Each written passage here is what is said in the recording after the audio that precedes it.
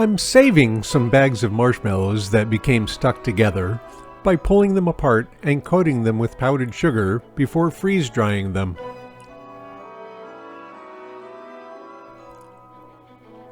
These bags of marshmallows were used as packing material in a box of items being shipped across country.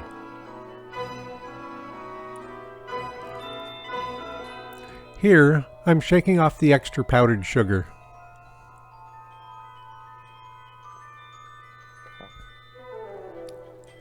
The marshmallows feel good and taste great. They're just stuck together and stuck to the bag. I coat the marshmallows with some powdered sugar to keep them from sticking to each other and pull apart any stuck ones.